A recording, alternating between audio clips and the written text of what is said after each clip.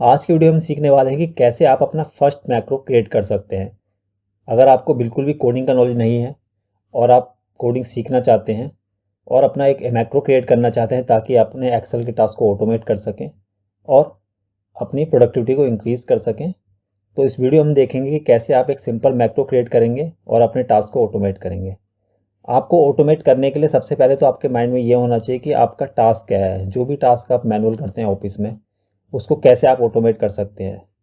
क्योंकि आपको ये तो पता होता है कि हमने जो जो मैनुअल प्रोसेस है उसको आपको रिपीट करना होता है हर दिन, तो आप उसको ऑटोमेट भी कर सकते हैं। अगर आपको मैक्रो नहीं आता तो क्या करेंगे, हम सिंपल ट्रिक का यूज़ करेंगे जिससे कि हम मैक्रो को रिकॉर्ड करेंगे। जो भी एक्टिविटी हम एक्सेल में करेंगे उसको हम रिकॉर्ड करते रहेंगे ताकि उसको हम यूज़ कर सकें और सेम उस प्रोसेस को दोहरा सकें। तो चलिए देखते हैं कि कैसे हम अपना फर्स्ट मैक्रो क्रिएट करेंगे। आपको एक एक्सेल ओपन कर लेनी है।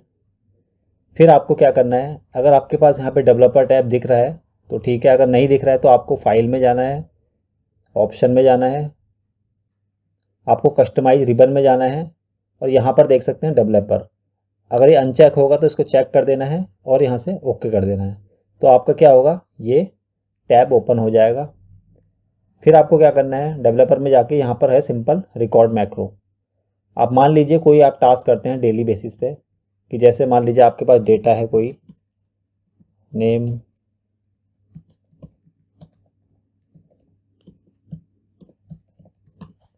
ठीक है, हमारे पास दो ही कॉलम ले लेते हैं अभी फ़िलहाल। हम नाम हम कुछ भी देते हैं, ABC,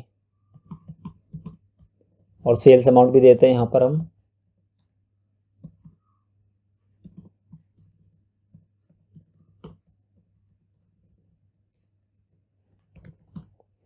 ठीक है, अब ये आपका जो डेटा है, आपको क्या करना होता है कि डेली बेसिस पे आपको इस डेटा को कॉपी करके किसी और सेल या किसी और सीट में रखना होता है या किसी और वर्कबुक में। हम सीखेंगे कि हम इसे दूसरी सीट पे कैसे ले जाएं। अब ये टास्क आप मान लीजिए मैनुअली करते हैं तो आपको वन बाय वन क्या करना होता है, यहाँ पे जाएंगे, आप अपने डेटा को पेस्ट करेंगे। तो आपको यही प्रोसेस को ऑटोमेट करना है। तो हम क्या करेंगे, यहाँ पर हम अपना हेडर ले लेंगे और अब क्या करेंगे, अब हमें वन बाय वन मान लीजिए सारी इन्फॉर्मेशन एक नेक्स्ट सीट पे अपडेट करनी है। तो हम क्या करेंगे, यहाँ पर डेवलपर में जाएंगे और रिकॉर्ड मैक्रो में जाएंगे और यहाँ से ओके कर देंगे। अब ये मैक्रो आपका स्टार्ट हो गया रिकॉर्डिंग होना। तो हम इसको कॉपी करेंगे Ctrl+C करके और इस सीट में जाकर यहाँ पर पेस्ट कर देंगे। सेम हम फिर प्रोसेस दोहराएंगे दूसरा, फिर इसको कॉपी करेंगे हम और यहाँ पर पेस्ट कर देंगे। इस तरीके से आप सारा डेटा यहाँ से कॉपी करके यहाँ पेस्ट करेंगे। तो इस तरीके का कोई आपका टास्क होता है जहाँ पर आपको डेटा को कॉपी करके कहीं और पेस्ट करना होता है या किसी और वर्कबुक में सेव कराना होता है, तो आप उसको ऑटोमेट कर सकते हैं। आप अभी सिंपली सीखेंगे हम कि ये जो हमने मैक्रो रिकॉर्ड किया है ये हमारी एक्टिविटी को फिर से सेम रिपीट करेगा। तो मैं यहाँ से स्टॉप कर देता हूँ। स्टॉप करने के बाद मैं यहाँ से डिलीट कर देता हूँ डेटा को। अब हम दोबारा जाते हैं कहाँ पे, विजुअल बेसिक में जाएंगे। जैसे आप विजुअल बेसिक में जाएंगे तो आपके सामने विंडो ओपन हो जाएगी, Microsoft visual basic for application, जहाँ पर हमें स्क्रिप्ट लिखनी होती है। तो यहाँ पर क्या होता है, आपकी जो भी रिकॉर्ड मैक्रो होगी वो यहाँ पे रिकॉर्ड होके आ जाएगी। तो यहाँ पे एक मॉड्यूल क्रिएट होता है, मॉड्यूल जहाँ पर भी हम अपना कोड रखते हैं, जहाँ पे भी स्क्रिप्ट को हम सेव कर सकते हैं। तो यहाँ पर हमने देखिए जो मैक्रो का नाम था हमारा वो मैक्रो 1 है और यहाँ पर उसने कमेंट कर दिया है मैक्रो। अब उसने हमने जो जो एक्टिविटी करी थी, हमने करा था रेंज A2 से B2 dot select. Range A2 से B2 सिलेक्ट होगा, उसके बाद सिलेक्शन डॉट कॉपी, जो भी ये सिलेक्शन है तो ये कॉपी हो जाएगा। फिर C2 डॉट सिलेक्ट हो जाएगी तो C2 सिलेक्ट हो जाएगा। उसके बाद रेंज A2 सिलेक्ट होगा, C2 के अंदर हम आए तो फिर ये A2 सिलेक्ट हो जाएगी और एक्टिव सीट डॉट पेस्ट। अब जो रेंज A2 है मतलब इस सीट की एक्टिव सेल, जो भी एक्टिव सीट है वहाँ पे रेंज A3 डॉट सिलेक्ट हो जाएगी और फिर वही सेम दोहराएगा एक्टिव सीट डॉट पेस्ट। फिर हमने दूसरी वैल्यू को कॉपी किया, सिलेक्ट किया, एप्लीकेशन कॉपी कट फॉल्स, जो हमने कॉपी किया था वो फॉल्स हो गया कॉपी कट। जैसे हम मान लीजिए इसको कॉपी कर रहे हैं और इसको इस तरीके से हमने कर दिया, मतलब कॉपी होके हमने उसको सेल से बाहर आ गए। फिर application cut copy mode false हो गया अपना। फिर सिलेक्शन डॉट कॉपी सेम हमने रिपीट किया था, सेम वही हमने चीज़ बार बार रिपीट करी है। अब हम यहाँ पर क्या करेंगे, एक बटन क्रिएट कर लेंगे। यहाँ पर इंसर्ट में जाएंगे, यहाँ पर कोई भी शेप ले सकते हैं आप, मान लीजिए ये शेप ले ली हमने, और यहाँ पे एक बटन क्रिएट करेंगे हम, जिसका नाम हम लिख देंगे यहाँ पर एडिट टेक्स्ट में जाके मैक्रो लिख दिया हमने यहाँ पर। और इसको क्या करेंगे आप, अभी ये आप देखें क्लिक करेंगे तो ये क्लिक नहीं होगा, क्योंकि हमने इसमें जो मैक्रो क्रिएट किया था उसको इसमें असाइन नहीं किया। तो अब इस पर राइट क्लिक करना है आपको सिंपल, और यहाँ पर जाना है असाइन मैक्रो। हमारा मैक्रो का नाम क्या था, मैक्रो 1, इसको हमें ओके कर देना है। अब हम क्या करेंगे, अभी हमारा देखें डेटा नहीं है, अब हम यहाँ पर क्लिक करेंगे। अब यहाँ पे देख सकते हैं ये जो बटन था अब ये क्लिकेबल हो गया है। अब इस पर ओके करेंगे तो इसने हमारे जो भी टास्क था उसको यहाँ पे रिपीट कर दिया है। तो ये सिंपल मेथड है आपको कोई भी टास्क रिपीट करवाने का। फिर देखेंगे हम दोबारा तो हमारे यहाँ टास्क फिर वही रिपीट हो गया।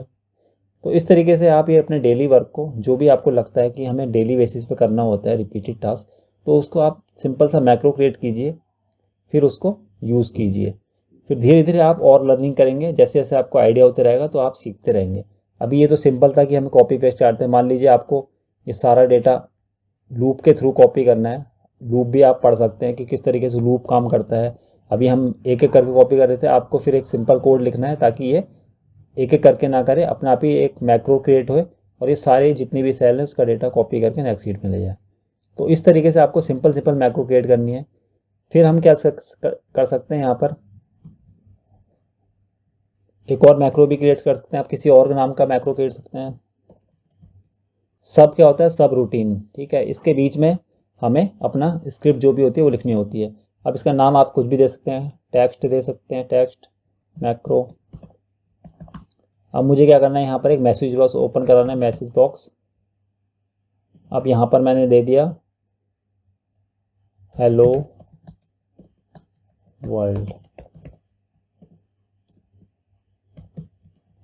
ठीक है।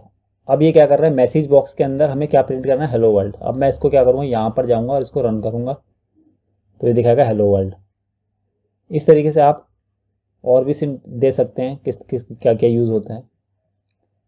फिर हमें आपने मान लो दूसरी एक्टिविटी करनी है कि हमने इसका कलर चेंज कर दिया, फिर हम रिकॉर्ड मैक्रो कर सकते हैं डेवलपर में जाके। यहाँ पे गए, रिकॉर्ड मैक्रो किया और इसको हमने कलर कर दिया यहाँ पर,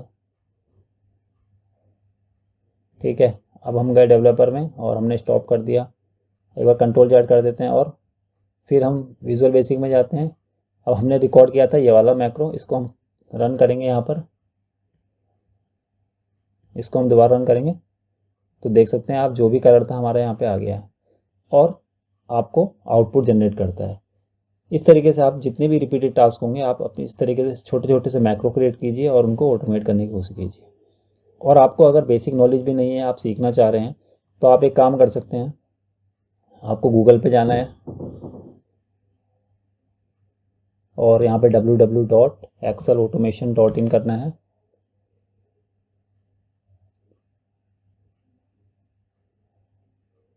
ठीक है, साइट पे जाके आपको क्या करना है, कैटेगरी में जाएंगे, यहाँ पर आपको VBA मिल जाएगा और यहाँ पर मैंने सारे ट्यूटोरियल आपको दे रखे हैं A to Z, जहाँ पे आप सीख सकते हैं कि किस किस तरीके से हम मैक्रो को क्रिएट कर सकते हैं। जैसे कि आप देख सकते हैं VBA comparison operator, excel VBA range.